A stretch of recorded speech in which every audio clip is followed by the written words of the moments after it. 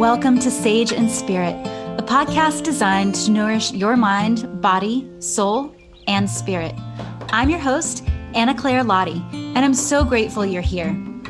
In this holistic wellness podcast, I'll be having candid conversations with others, exploring topics such as healing with plants, food as medicine, earth connection, spirituality, conscious entrepreneurship, and so much more. Thank you for being here and sharing in this journey with me.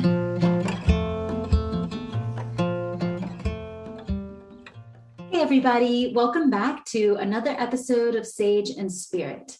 I have a quick announcement for you today, and that is that I have decided to air new podcast episodes every other week now. So you can now expect to have a new podcast to listen to twice a month. And I will be releasing those new episodes on Tuesdays at 5 a.m. Eastern Standard Time. So you can be on the lookout for new episodes every other week from here on out. Today, I'm bringing you a brand new episode with Charley Castex. Charley is an acclaimed psychic, a spiritual guide, and an author spotlighted by the New York Times, HuffPost, ABC, and NBC News. Since 1995, Charley has guided tens of thousands of people across 6 continents, pairing his intuitive gift with his passion for empowering others to realize their spiritual potential. Charley resides in Asheville, North Carolina, with his lovely wife, Catherine, his dream drum set, and several gorgeous guitars. In today's episode, Charley and I are discussing his newly released book, Expand Your Spiritual Bandwidth. We talk a little bit about what that means and how to expand your spiritual awareness coming from a place of self-regulation. We talk a little bit about the original Bliss and how to slow down our brain waves so that we can find different ways of perceiving the world around us.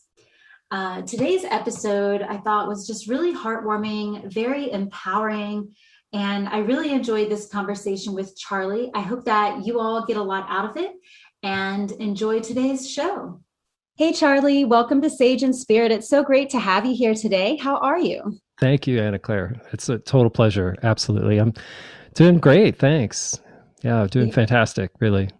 Awesome. Yeah, it's a beautiful day here in Appalachia. I know that you're in the same area, generally speaking, as I am. So we've had a little bit of downpours over the weekend. So it's nice to have a sunny day here, and all the plants seem to be loving it. So I'm really glad to have you here today and to sort of bring up a new topic for this podcast for Sage and Spirit. And we're going to really focus today on your latest book release, which is called Expand Your Spiritual Bandwidth. So I think that this is going to be really interesting for a lot of our audience here. And I'd love if you could maybe just start with telling us a little bit about how you got on the path that you are today and a little bit of that background story. Sure, absolutely. Well, first of all, thank you for having me. It's a total pleasure again to share the conversation with you and connect into this great point of consciousness. So my story begins way, way back in the very beginning. I actually have memories when I was pre-verbal as an infant of having awareness of the issues that my parents were having, for instance, and having a greater kind of expanded awareness of remembering what I like to call original bliss, or original enlightenment, sometimes it's referred to. So there was always that sense of seeing and perceiving more than my senses were necessarily informing me about. And then later on, I was attracted to, in my single digits, let's say, I was really attracted to all things religious and spiritual that were surrounding me. I became an altar boy very early in life, and I was attracted to the mysticism of the church and the sense, and the general atmosphere of mystery was really intriguing to me. So during that time, I was pretty much like a normal kid, a normal boy, in the sense that I'd play with G.I. Joes and Matchbox cars, but I also would play with my mother's holy water that she got from Lourdes, France. And also as an altar boy, I was enacting masses in my back bedroom by myself too. So that was different. And it led me to this natural culmination or this progression of absorbing information spiritually, both from Christian tradition and also from metaphysical perspectives, which brought me much further along to, in my teen years, I had the advantage and privilege really of studying with two Native American elders. Sunbear was a medicine man I had a 4-year apprenticeship with, and also Sparrow Eagle, who was a Lakota holy man, I had a 6-year apprenticeship with. And after those apprenticeships, I was deeply fascinated with the tarot and or the tarot cards, and tarot really called to me. So I just dived into the deep end of the pool in terms of absorbing as much information as I could. I just took a ton of books, put them through a blender, just started, assimilating all that knowledge. Without any intention to necessarily be a spiritual guide for others, but I wanted to learn as much as I could about the oracle. And as I did, I found out, wow, I'm starting to see images in my mind. I'm starting to feel impressions. I'm starting to see future imagery for people that I began reading for, just on the basis of reading tarot cards. And so the next thing I know was on this trajectory of serving people with my intuitive gift. That's so beautiful. Thank you for sharing that with us. And I found it so interesting that you kind of came onto this path through a few different angles, that you had this church experience and the mysticism within the Christian church. And then you were also sort of coming from this Native American experience. And so how old were you when you had these apprenticeships with the Native American elders in your life? Sure. Absolutely. Yeah. With Sunbear, I was 19, actually. Okay. So, yeah, and that was a phenomenal experience that, like I said, lasted several years, right until his death in 1992. And he was a remarkable teacher in so many respects, and especially in the sense that he was what people lovingly referred to as a reverse missionary, in the sense that he empowered people that were non-native and of all descriptions, and outside of any kind of prejudice or exclusivity. He was really inclusive and saw that walking in balance and being empowered and being connected to medicine in the truest sense means that it should work practically in your life and not just be a philosophy. Sunbear was famous for saying he didn't want to hear about a philosophy unless it grew corn. So bears fruit. So yeah, I was quite young there, and after the apprenticeship with Sunbear, this Lakota holy man approached me, and the next thing you know, I was involved with his teachings and his studies. Wow, and his ministry actually, yeah. Oh, that's amazing. So I know you're in the Asheville area now. Did you also grow up in this area, or was this sort of a different part of the U.S. at this time? Sure. Yeah, it was a different part of the U.S. At that time, I was living in the Midwest in Nebraska, interestingly, or curiously. And and so the Sparrow Eagle was from the Pine Ridge Reservation, and also the kind of border between, it was called Chadron, between Nebraska and South Dakota, where the Indian reservations were. So before that, though, my original upbringing was in New Jersey. I was born in New York and raised in New Jersey, but I've been in Asheville more or less for well over 25 years, with a stint of moving away to Hawaii and to New Mexico and living different places for some years, but always being connected here and always coming back. Asheville has that draw about it, right? I know I've talked to so many people over the years who have ended up here or have sort of traveled through as like a stent in their process. And there's always something about this area. And I think it has a lot to do with, the mountains and maybe the different geomagnetic points and all of that. And so it's always interesting to hear how people get drawn to this area, and they're always in some sort of spiritual path or pursuit, it seems like. So I find that fascinating that it's such a common thread among so many people.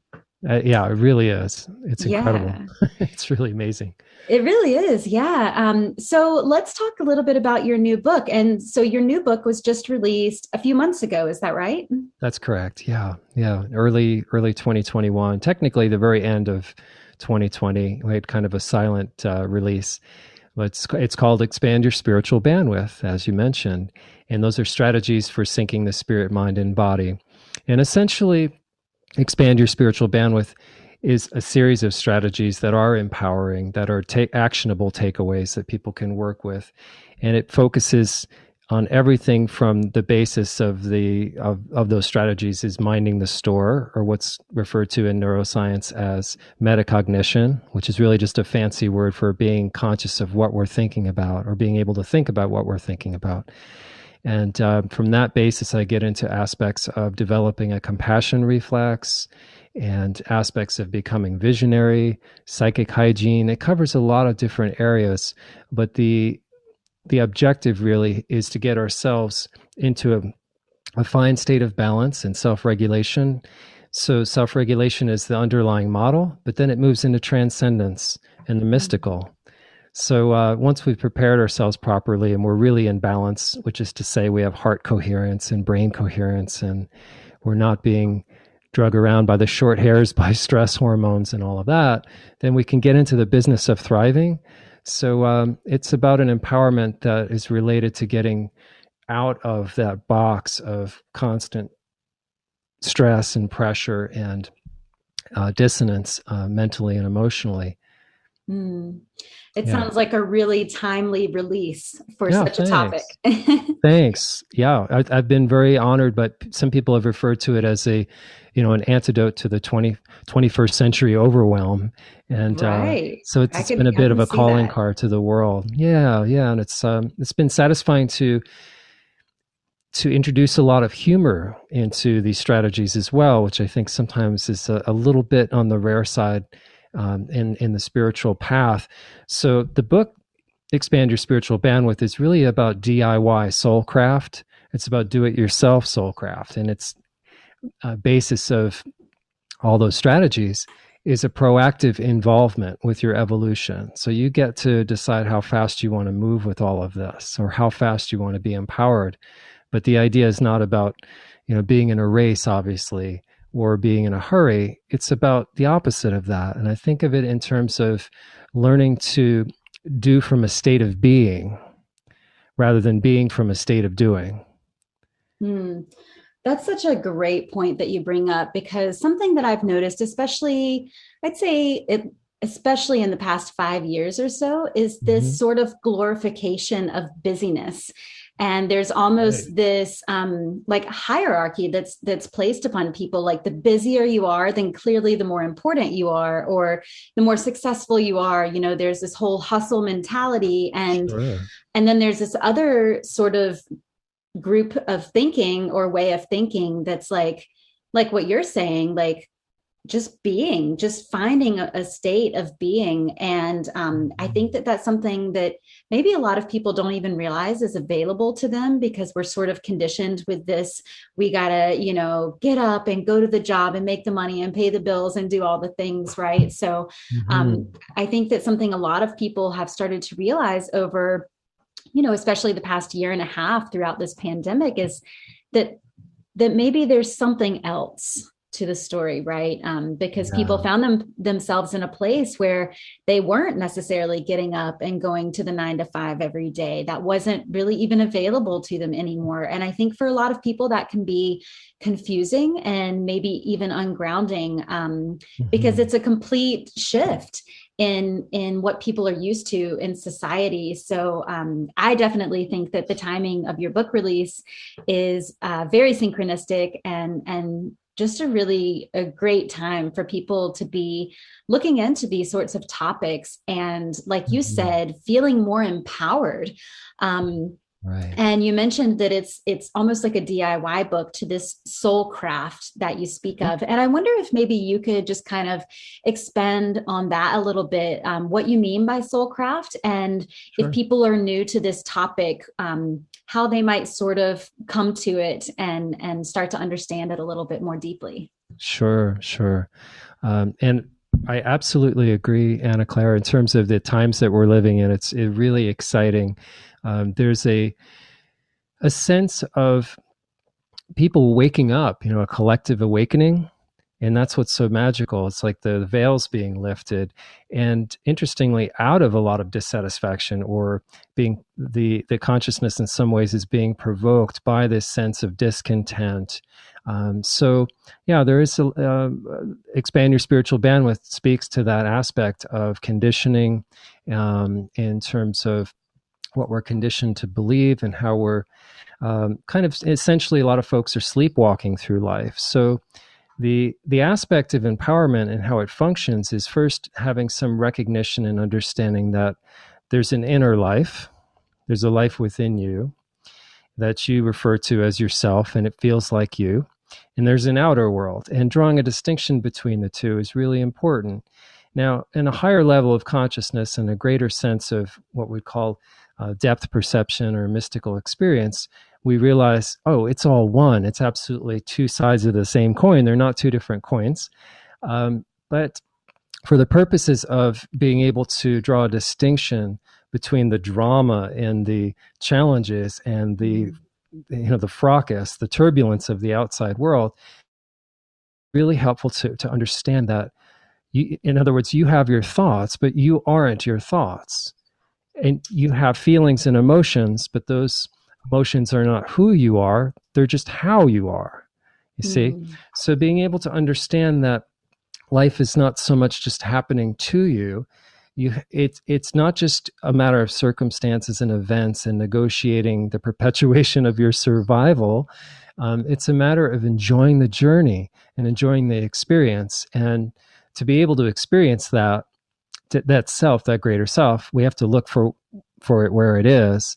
So we start with the understanding that when we internalize our focus and we quiet and we separate out from the doingness and enter into that state of beingness, then there's a remembrance of what I call original bliss. So just as when we were little kids, we were little infants, our primary directive, our primary imperative was play. Nobody had to teach us how to play, and nobody had to teach us how to laugh. It's just natural. They had to teach us how to tie our shoes and how to do our ABCs, but nobody taught us how to play or laugh. So you'll find that if you start to interiorize your consciousness or internalize your focus to some degree during the day, and you get good at it, then you'll start to feel that presence that's within you that's so sustaining, and it has its own joy. It's nothing but love. It's nothing but grace. So the beginning is intending to evolve yourself, and it's intending to move past being so heavily identified with our sense of doingness. If we want to get more into beingness, then we have to just, again, remember the person that is doing needs to be recognized. You know? Like, right? So the person that's the being that is going through the lifetime ought to be absorbing and experiencing and expressing as much love and joy as possible. So getting back to center and living from the inside out is really the heart of the process of expanding one's spiritual bandwidth. And when we say expanding the spiritual bandwidth, we're talking about expanding our reception and our perception of divinity. Because if we're perceiving more, then we're also receiving more. And they're very interconnected. So, yeah, the empowerment process is hinged on a proactive involvement with your evolution. And we have to be willing to dismantle a lot of the programming that's there. I mean, we can call it conditioning or programming, but just the idea is that, the idea is that when we become an idea of ourselves, or we become so heavily identified with our thoughts and feelings that we think that is the whole of who we are, then fundamentally we do feel kind of crestfallen and disenchanted, and we know there's something more. And if you look backwards in your life from where you started, you probably started with an open-ended sense of joyousness and bliss and just feeling gung-ho to play and to adventure and to experience. And it's pretty ironic because we come wide open, wanting to play and to experience and express love. And then there comes this point where we gain so much information, so much doingness, so much varied input from the outside world that we get disconnected from that earlier experience. So there's an original bliss inside of us, and we just want to get back to that. Thank you for that. That sounds really beautiful. And I know in myself, I find that sometimes it's really easy to get really serious really fast. And I think that, again, part of that probably does go back to this idea of doing all the time and hustling, right, and being involved in society and all these things that we're talking about. And it's only become in recent years that I've noticed how serious I've become at times. And I've even had people say to me, I'll be in some sort of group setting and somebody will be like, wow, you're so serious today. And it's kind of a wake-up call to me, because what it shows to me is that I'm getting in my head again, right? And instead of being in that place of just being and perceiving what's around me, receiving all of these different things, I'm all up in my head thinking about what I need to do next and what's on the schedule and, what am I going to make for dinner and all of these different things. And so when I can find this place of joy and bliss and tapping back into this sense of original bliss, like you say, I love that. It feels so much more expansive and lighter. Exactly. And I feel, to feel that joy flood back in is very exciting and gratifying. And I think it opens us up to so much more. Just like you said, the more that we can perceive, the more we can receive. Right. And so I wonder if you have any tips for people, because of the society that we're in, where we're constantly busy doing things. Sure. I work with some teachers down in Peru. And something that I've noticed in my work with them is that they're always telling people to get out of their heads.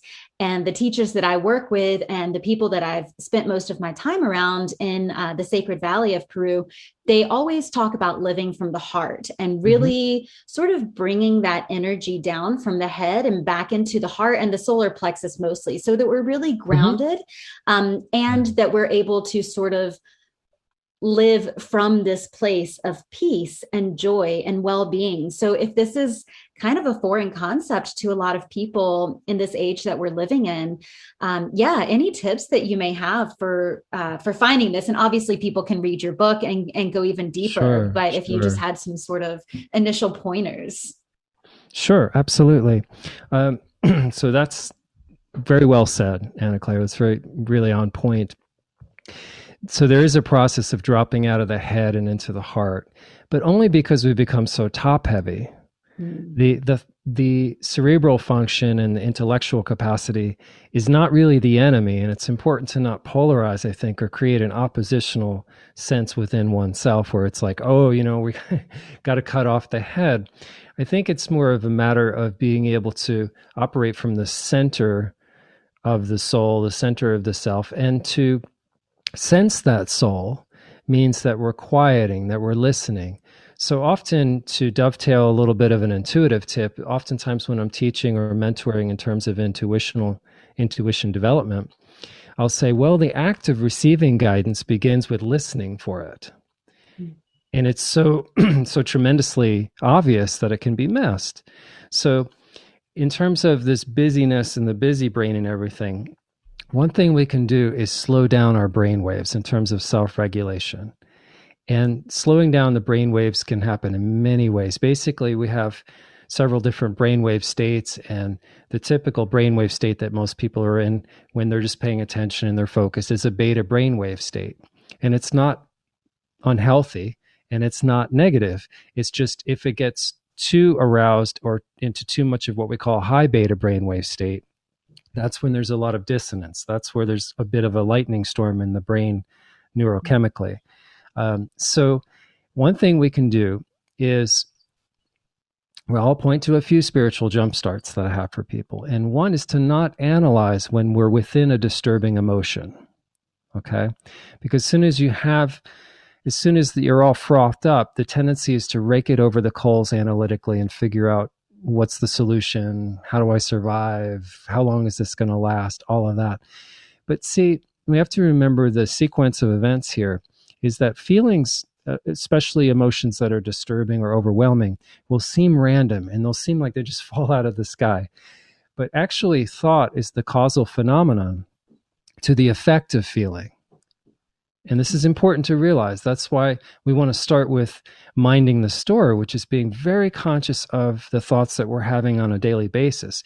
Even just taking an inventory, which is a brave undertaking, but more than worth it, tremendously satisfying, is to just take some kind of inventory of your thoughts and notice even the relative time frame that they're in.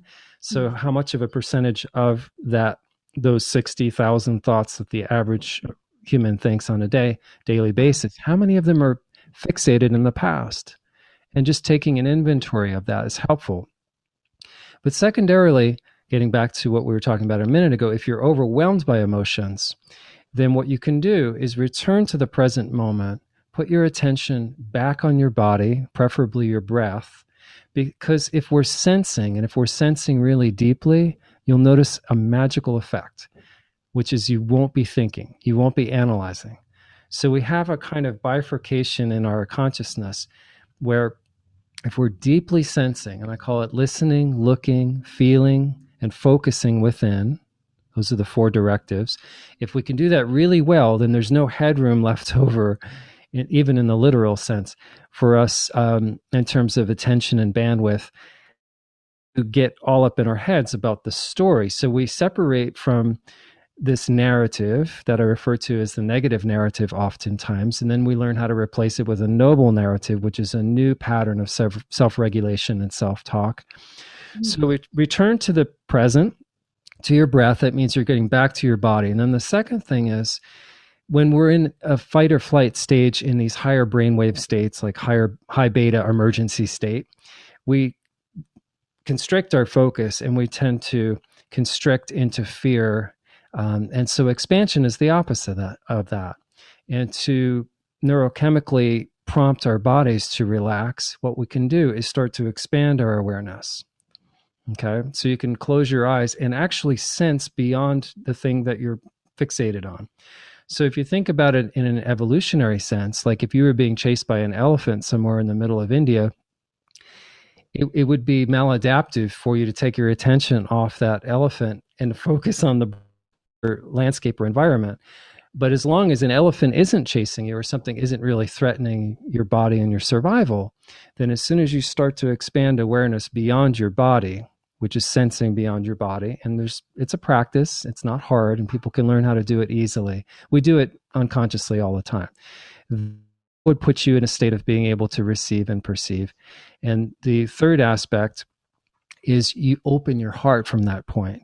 You focus on this center. And there are ways to prime that pump.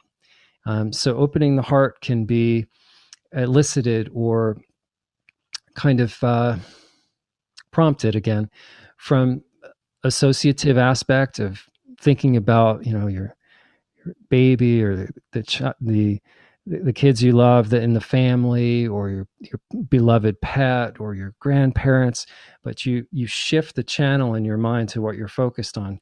So you're using the mind that's distracted and you're using it as an instrument to reorient back towards feeling.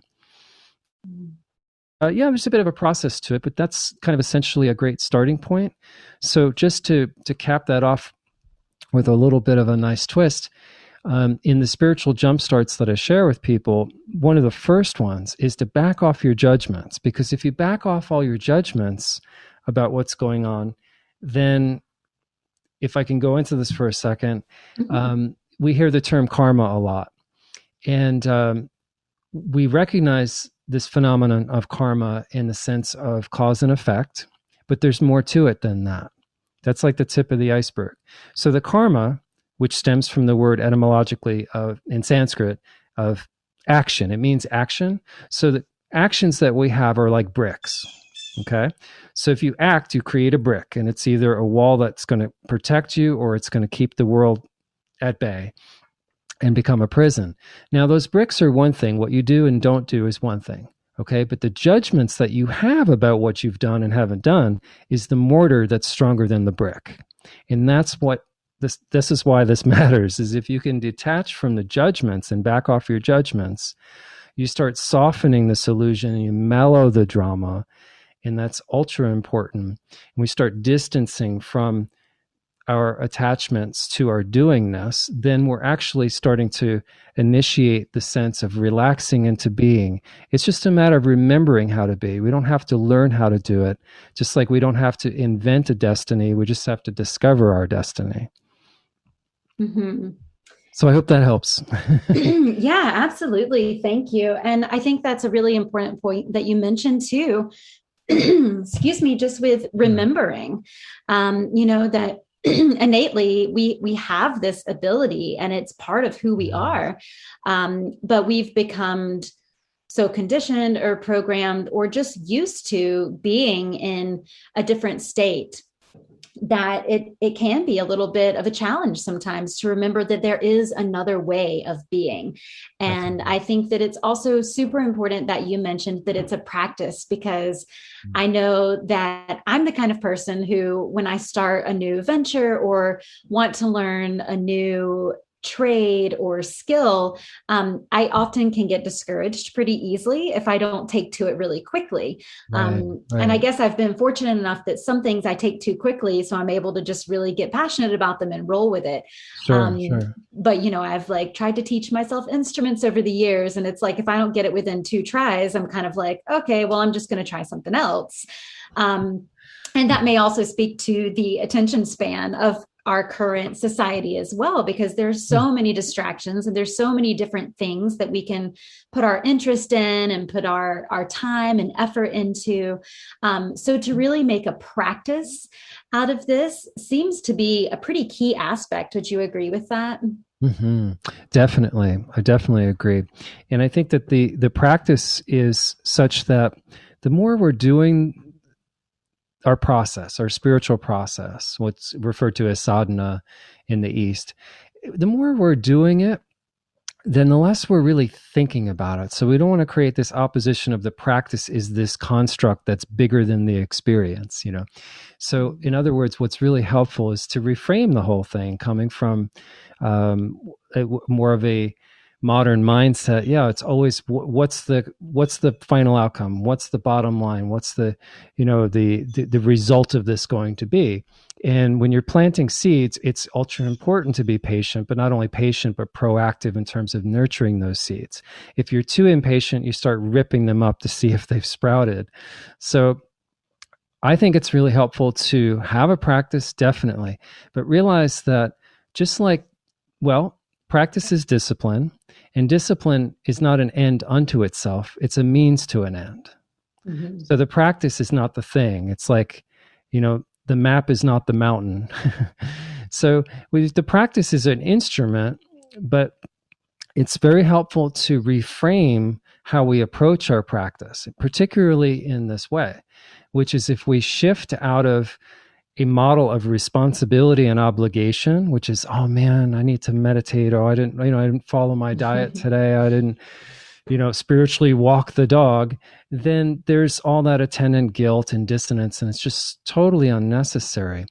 So moving out of this kind of responsibility, should mindset, the obligation mindset, into a mindset of opportunity and potential is so much more sustaining, and it's so much more inspiring, because you'll think to yourself, wow, I have an opportunity to do a reconnaissance meditation, like 5 minutes of meditation.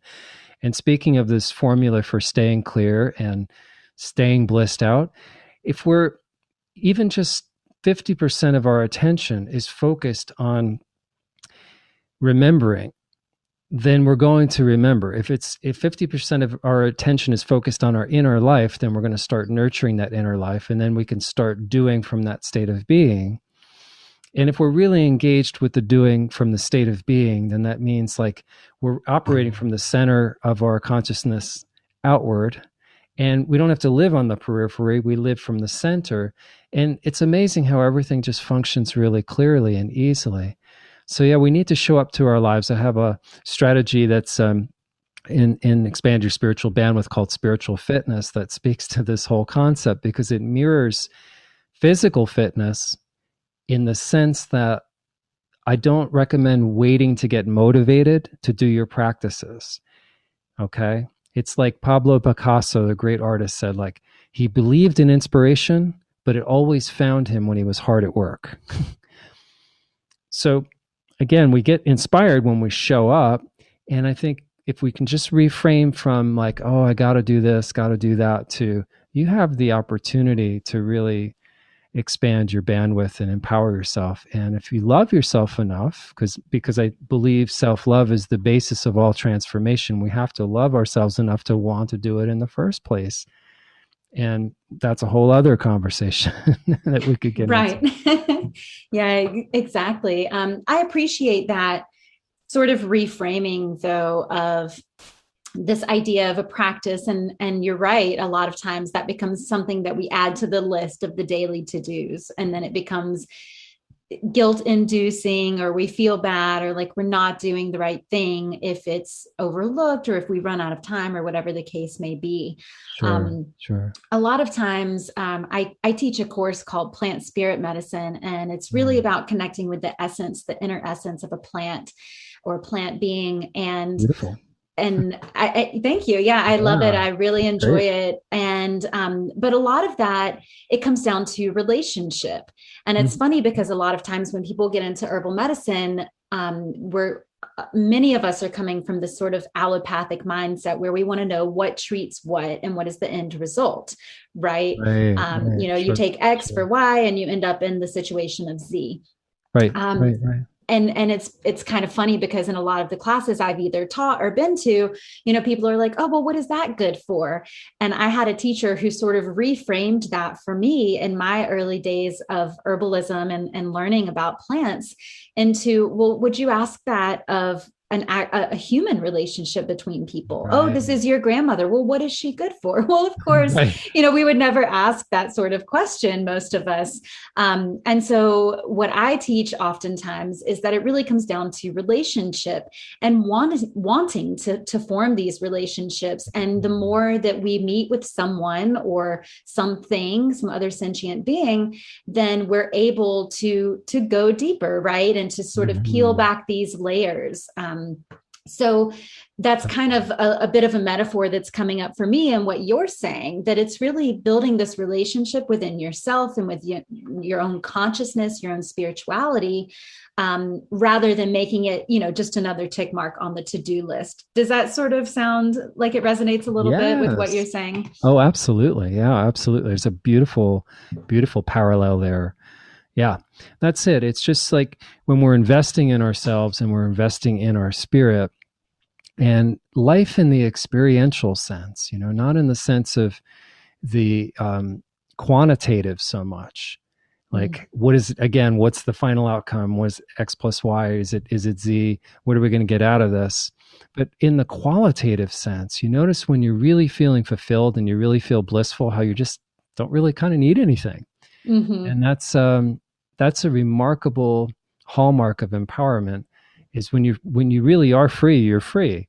So yeah, absolutely. We just have to shift the priority from feeling like everything we're looking for is outside of ourselves, and just take a chance on discovering the potentials that are inside and investing enough attention and passion, or interest that can become passion, into finding out, what is on the inside and who am I really?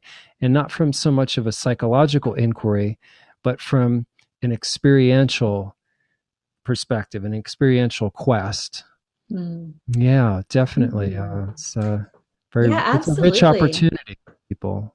I love that, just this reframing, that it's an opportunity, because it really is. And I think that sometimes we become so disconnected from our innermost beings that it can be a little scary to even ask that question, who am I really, when I'm not my thoughts, my job, all these external things. It can be a little bit scary to be like, well, I don't even actually know who I am. Where do I start? How do, and so I think that sometimes that's a little bit of a hurdle for people to get through, at least in the beginning, because of the unknown, right? Yes, absolutely. Yeah. Yep. You said it really beautifully. I mean, that's the heart of it. So, you have to want it, is the thing. Like, if you can't say you want empowerment without, well, first of all, owning your power. Okay. Everybody in general, most people feel like they want to be powerful, but they also have this intuitive sense that there's a responsibility associated with that power. And that's where it kind of separates the girls from the women, the boys from the men. You have to want it. And if you don't want it, if you don't want to be empowered, and if you don't want to seek higher consciousness or discover, the bliss inside of yourself, then that's perfectly fine, because it's what you already are anyhow. What we're discovering already is. It's not something we have to invent or dress up. But it's, to your point, I think that wanting to have an authentic, empowered life is ultra satisfying. And there's a distinction between happiness in the sense of pleasure and happiness. They're really two different things, and they've become very conflated, especially in the last 100 years or so in our modern 21st century, or our world's culture, let's say.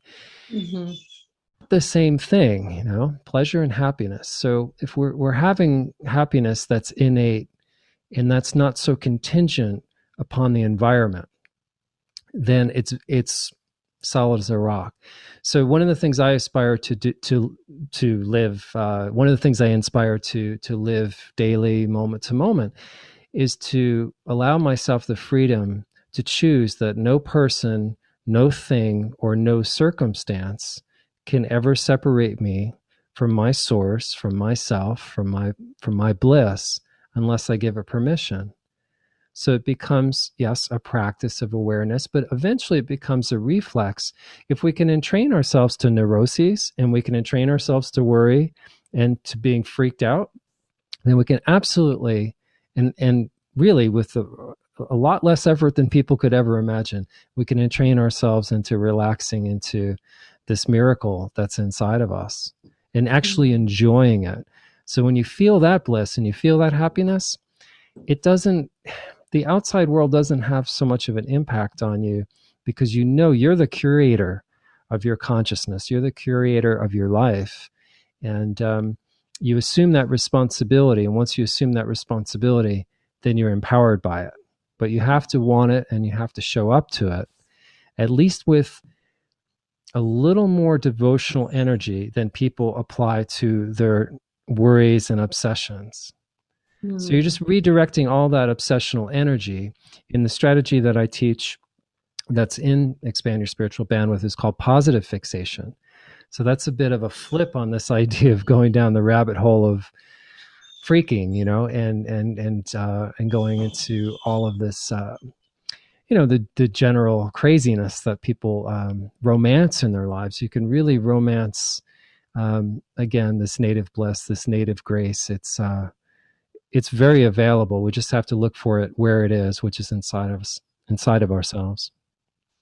Absolutely. That's really beautiful. And it's so interesting to me that this is always, there's always the potential for this. And, you don't have to come to it by any certain point in your life, any certain age.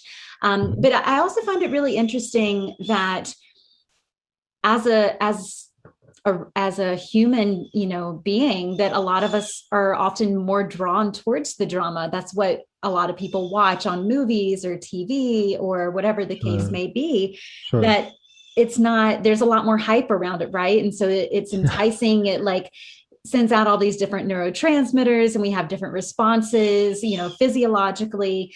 But like you're saying too, once we're able to begin shifting out of that a little bit more and into a state of being, when we can sort of neutralize that head and heart situation and bring a little bit more neutrality to it, there's so much more bliss to be experienced, and just joy in being who we are without needing to be or do anything in particular. And so I really appreciate that you're shining a light on this topic, and that it really is about just having the desire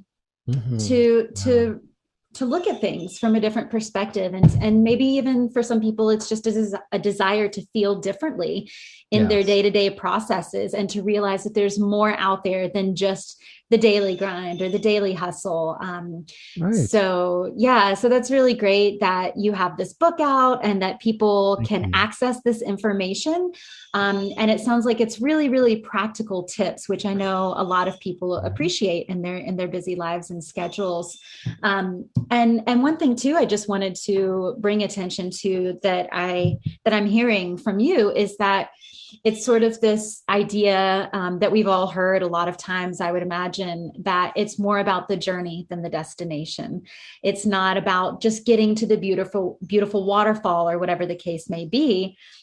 It's about the path that gets you there and what do you experience along the way and what along that path might help you to grow or to learn. I was actually on a hike one time and I was returning it's kind of an in and out trail, and there was a group of people that said, well, is there anything interesting? And it was such an odd question to me because I'm thinking, well, it's a hiking trail and these beautiful mountains, and they Right. want to know if there's Right. something interesting. And so I was a little confused at first. And I was like, oh, well, yeah, we saw some mushrooms and we saw these plants. And they were like, yeah, no, but is there like a waterfall or an overlook? And I was just like, well, no, but, and so they turned around because there wasn't this like epic thing at the end that they were Right. hoping they were going to find. Right. And at the time, this was probably almost 10 years ago, but I was so confused by that. And I think I understand it a little bit more now, although there's also the part of me, but that's still like, but there was so many interesting things along that path. Yeah. I Yeah. wasn't seeking a waterfall or anything like that, but I think that kind of demonstrates a lot of what we're talking about with, well, what is the end goal? Because that's what I want. And it's this idea in our society where we want a quick fix or a magic pill and just, how do I just feel better by tomorrow? And a lot of times it does take effort or practice or just really that desire to have some sort of, I like what you said about having a devotional aspect, Hmm. really wanting it in your life Right. and doing or being in a way that helps to cultivate that through time. That it's generally not going to be something that, we're at point A one day and the next day we're at point Z. There's a lot on the path in between. And that's really where a lot of the richness and experience and growth comes from what Hmm. I can tell, at least. Yeah, I agree. I agree, Hannah Claire. Absolutely.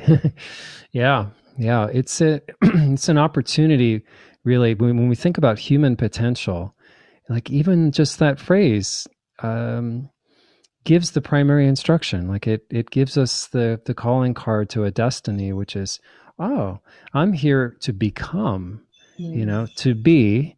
And if you get good at being, then that's great because you are a human being. So how many of us there are really expert at being? And it's not hard. It's delightful. It's blissful. There's a reason that the saints and mystics and masters and of what thousands of years have talked about what a joyride this is. Yeah. So the journey, absolutely, it's not about an end game or an end goal. And in some sense, too, it's not really just about taking the journey, but it is in the sense of like you can compare it to music. It's like it's not just about the length of the song or where the kind of arrangement of the tune. It's about the experience of that music moment to moment, second to second. So if we're really awake to that, if we're really alive to this miracle and this magic, then everything is interesting. I feel the same way. That's just a matter of diminished perspective. Like it's been said, that it reminds me of a quote I once heard from Dan Millman, spiritual teacher, where he said, in the Way of the Peaceful Warrior, actually, that boredom was just a fundamental non-awareness of life. Mm. So it's just a diminished perspective. So that's why expanding one's spiritual bandwidth is essential if you're ready for that and want that, because once you're perceiving more, then you're having it's just like seeing life in HD in high def, and having a high resolution experience of life means your thoughts are more lucid and you're not fighting your consciousness in your thoughts, and you've learned how to manage that energy in the cerebral level, and you've learned how to manage the emotional energy. So you're not addicted to the chemical hormones, as you alluded to, and that happen from living in a stress state. And it becomes just super, super rich because you're invested in the idea of, oh, wow, I'm a work in progress, and you're not trying to get to any finish line. Then it becomes a real exquisite freedom. And you don't want it to end. You want to keep endlessly exploring. Sometimes when I have students that I mentor, I'll just tease them and say, imagine you just fell into your body right now out of nowhere from some other planet, and you could be anyone and you could do anything. And you had an infinite opportunity to experience and express love. Okay, go. What are you going to do? How are you going to be? And what are you going to do? Because this is a plane, the 3D world, the physical dimension of choice and desire.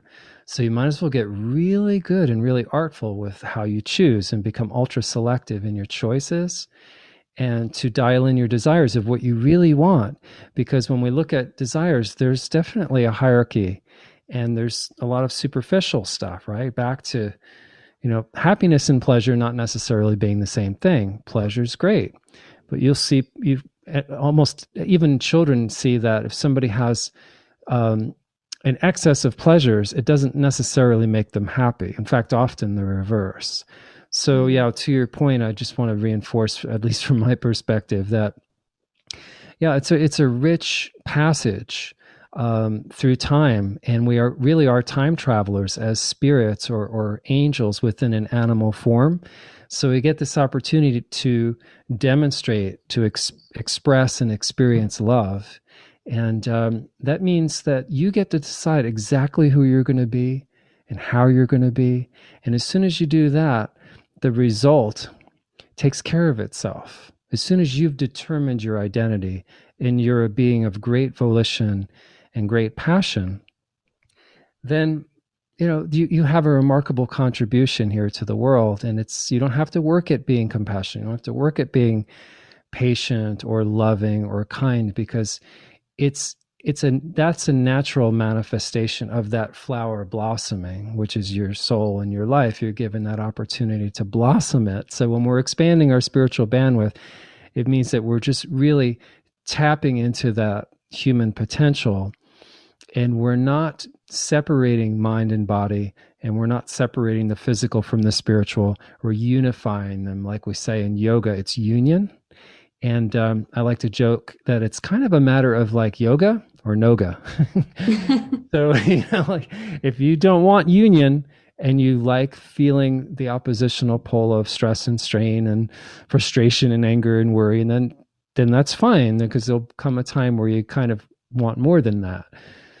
So, the opportunity is to live in bliss and to die in bliss, and not to feel like, to not let your fear of, for instance, even death, to overcome the gift in the moment that you're receiving. It's like fear can eclipse our awareness of what's really happening. So it's ultra important to take these initial steps and to want to invest in ourselves. And I'll just, excuse me, I'd like to just point to one more point there, or one more insight, which is that we cannot simultaneously champion ourselves. We can't simultaneously champion ourselves and abuse ourselves. So it's got to be one or the other. You have to either be your best friend and really be, your heart has your back, or not. And I speak to that in the strategy number 7, which is about sacred selfishness, which is kind of a juxtaposition of words you don't normally hear. But once we're really championing ourselves with great love and great passion, then you find there's so much more to yourself than you ever imagined. Beautifully said. I thank you for that. I really appreciate that. And just what a beautiful concept, and what a beautiful choice that we all have at any time. And it's always there for us to choose. And so I really appreciate you sharing that with us today, and having this book available. And I know you have other offerings as well. So if people wanted to learn more about the work that you do, if they wanted to find your book, what are some good places that they can find you and your book out and about in the world? Sure. Yeah, sure. Well, charleycastex.com is our site that has our guide, what we call a guidance store on there. And it's got a few different, couple of different offerings there in terms of my audio course that I have that's based in intuitive training. It's called Power and Practice of Intuition. That's there. Expand Your Spiritual Bandwidth. The book it's on Amazon, but we also have signed copies through the guidance store. Yeah, and I'm pretty easy to find here and there. I have a little bit of a social media presence that I'm not really a big media guy in that sense, but we do have a little bit that's there if people want to connect. I have what's called the Guidance Lightline programs that I do in Facebook. So there's a Charley Castex Guidance Lightline private group that people can be part of. Yeah. Wonderful. So the Guidance Lightline, and I'll make sure to link all of that in the show notes for people who are listening or want to check back if they're distracted or driving while they're listening. So we'll make sure that that's available to everyone. And last question for you today, Charley. I love to ask my podcast guests, what is nourishing them right now? So anything that's in your world right now that is feeling really nourishing to you in this moment. That's a really sweet question. I love the intentionality behind that question. So in a word, grace. Grace is what's nourishing to me and nourishing me in this moment. Beautiful. And so I wonder if in what way, like grace just in your world around you, or just experiencing and being open to that? Sure. Well, grace in the sense that I'm feeling inspired by life, and I'm feeling inspired for life. Like I feel it both ways. And I feel the grace of my teachers that have guided me and continue to guide me. I feel the grace of all of the instinct that I have inside of myself to evolve and to experience and express more love. So I see the grace as that ineffable quality that keeps turning me back to what I most love. It's like it keeps always, just like the sunflower, just always arcing towards the sun. It's like I don't have to think about it. I don't have to worry about it. I don't have to set my timer to it. My heart is just always tuned to that love and that inspiration, because I've fallen in love with love. and so that's, to me, that really is the essence of that grace that I feel. I love that. That's beautiful. Thank you so much for sharing a little more deeply on that with us and what it means to you. Well, really appreciate you being here today, Charley. It's so nice to connect with you. And it's so funny. We both live here in the same area, and this is the first time we're connecting, and hopefully not the last. So thank you for taking the time to share with us today and to give us some of these tips for connecting more deeply. And if people are interested, hopefully they will go and check out your book and maybe some of your other courses and programs and offerings. So just really appreciate that, and hope that we get to cross paths again soon. Yeah, likewise, Anna Claire. Thanks so much for having me. It's been just a beautiful time to share together. Absolutely. It was great. Awesome. Thank you, Charley. Take care. Yeah, all the best. Bye-bye. Bye. Thank you for listening to Sage and Spirit. You can download more episodes and subscribe to this podcast on your favorite podcast platform, such as Apple or Google Podcasts.